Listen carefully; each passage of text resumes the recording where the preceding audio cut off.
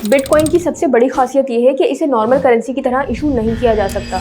Normal currency में क्या होता है कि हर मुल्क का एक सेंट्रल बैंक होता है, जैसे कि पाकिस्तान में स्टेट बैंक ऑफ पाकिस्तान है, जो कि अपनी मर्जी से जितने चाहे नोट छापकर मार्केट में डंप कर सकता है और इस तरह इकोनॉमी में मनी सप्लाई बढ़ती जाती है। लेकिन बिटकॉइन के केस में ऐसा नहीं है। बिटकॉइन की एक लिमिट है और सिर्फ 21 मिलियन बिटकॉइंस ही मैक्सिमम इशू किए जा सकते हैं। आज तक तकरीबन 19.5 मिलियन बिटकॉइंस इशू किए जा चुके हैं और सिर्फ 1.5 मिलियन ही इशू होने से रह गए हैं। लेकिन तब क्या होगा जब पूरे 21 मिलियन बिटकॉइंस इशू हो जाएंगे और बिटकॉइंस की मजीद सप्लाई रुक जाएगी। अब आप सोच रहे होंगे कि ये तो इकोनॉमिक्स के लॉ से खिलाफ है और मॉडर्न इकोनॉमिक्स तो ऐसे काम नहीं करती। बिटकॉइन की ये लिमिटेड सप्लाई ही इसे दरअसल सोने जैसा बनाती है। पुराने वक्तों में सोने को ही करेंसी के तौर पर इस्तेमाल किया जाता था। बिटकॉइंस की लिमिटेड सप्लाई को समझने के लिए सबसे पहले हम बिटकॉइंस को इशू करने का प्रोसेस समझते हैं। नए बिटकॉइंस इशू करने का जो प्रोसेस होता है उसे माइनिंग कहते हैं। वो टेक्नोलॉजी जिस पर बिटकॉइन का सिस्टम चलता है उसे ब्लॉकचेन कहते हैं। इसमें कंप्यूटर प्रोग्रामर्स कुछ कॉम्प्लेक्स मैथमेटिकल प्रॉब्लम सॉल्व करते हैं, जिसके सही सॉल्व होने से ब्लॉकचेन में नई ट्रांजैक्शंस के ब्लॉक्स ऐड होते हैं। एक ब्लॉक में कई ट्रांजैक्शंस होती हैं और हर ब्लॉक एक लिमिटेड कैपेसिटी में ट्रांजैक्शंस स्टोर कर सकता है।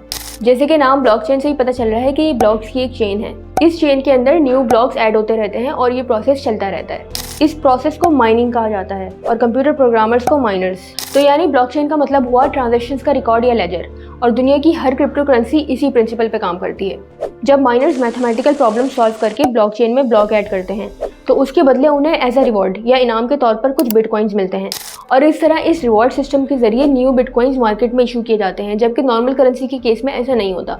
नॉर्मल करेंसी के केस में सेंट्रल बैंक अपनी मर्जी से जितने चाहे नोट छापकर मार्केट में डंप करता रहता है। जब शुरू में बिटकॉइन लॉन्च हुआ था तो ये रिवॉर्ड 50 बिटकॉइंस का था, यानी हर ब्लॉक ऐड होने पर माइनर्स को 50 बिटकॉइन मिलते थे। लेकिन हर 2,10,000 ब्लॉक्स की माइनिंग के बाद या हर 4 साल में ये रिवॉर्ड हाफ हो जाता है और ऐसा अब तक 3 बार हो चुका है। और अभी 3 बार हाविंग होने के बाद माइनर्स को हर ब्लॉक पर 6.25 बिटकॉइंस मिलते हैं। बिटकॉइन का ये रिवॉर्ड चौथी बार अप्रैल 2024 में हाफ होना है और इस बार की हाविंग के बाद ये रिवॉर्ड तकरीबन 3.125 रह जाएगा। और इस तरह करते करते एक वक्त ऐसा आएगा कि बिटकॉइन माइनिंग का ये रिवॉर्ड 0 रह जाएगा, क्योंकि तब तक पूरे 21 मिलियन बिटकॉइंस माइन हो चुके होंगे।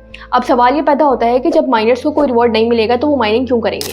गोल्ड माइनिंग का प्रोसेस माइनर्स के बगैर चल सकता है, लेकिन बिटकॉइन माइनिंग का नहीं, क्योंकि ब्लॉकचेन में ब्लॉक्स ऐड करने का काम माइनर्स का होता है, जो कि कॉम्प्लेक्स मैथमेटिकल प्रॉब्लम सॉल्व करने से होता है।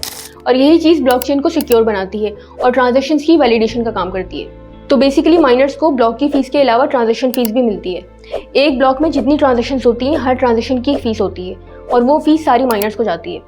और क्योंकि 21 मिलियन बिटकॉइंस माइन होने तक बिटकॉइन की कीमत बहुत ज़्यादा हो चुकी होगी, तो हर ट्रांजैक्शन की फ़ीस भी बहुत ज़्यादा होगी।